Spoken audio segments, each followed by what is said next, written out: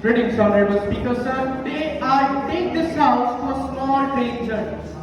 We'll be starting from Digboi and we'll be going to our final destination. And once we reach our final destination, it will be proved in this August gathering that tabling this bill is the true bill of this bill.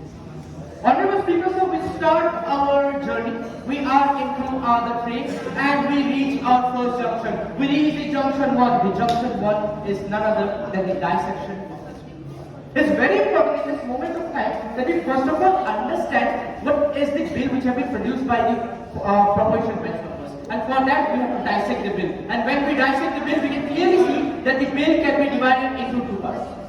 One is the granting classical language to Assamese, but when we can see the entire statement, when we read the entire statement, we can clearly see that grammatically we see that it's in the future perfect tense.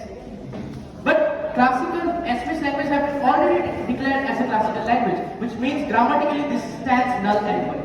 Similarly, when we go to the second part of the proposed bill, we can clearly see that when we talk about providing a significant boost to its preservation effects, we can clearly see that, well, I'm not that good in maths.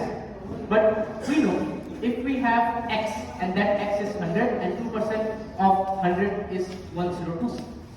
So we need an x to determine the boosting capacities. But the proposition bench members here have clearly failed in determining that what's that x, what's that preservation efforts which we are happening this moment of time, which is one of the most crucial things which we have to talk about.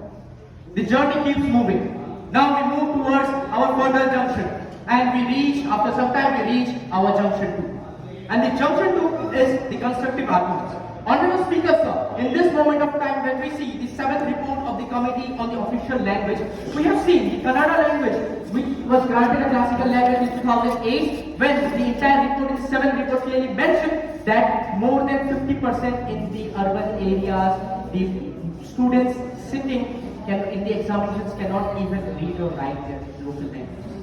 When we talk about the 11th report of the Official Language Committee, it clearly mentions that Malayalam, which was given and granted a classical language status in 2013, more than 40% of the students sitting in the state board examinations cannot even particularly write the examination in the tier 3 cities. This clearly shows that not only granting the classical language status provides us that our language will be safeguarded. And with this, we move on to the further junction.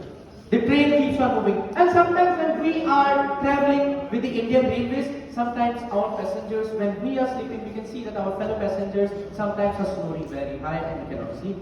Sometimes we also find some of the creatures which are not even found in the railways.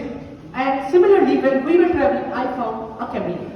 The chameleon was very scared, and as I asked the chameleon, why are you scared? The chameleon mentioned that the proposition bench member's statement changes faster than I change my colors. And that's how as one of the proposition bench members clearly mentioned that we should ask and everyone to speak Assamese in public gatherings for preserving our national language, but that honorable member from the proposition clearly stated the entire statement in English.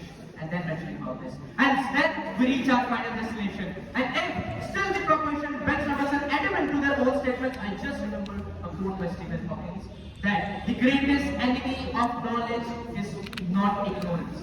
It's the illusion of knowledge. Thank you, Honorable Speaker, sir. Thank you to the audience.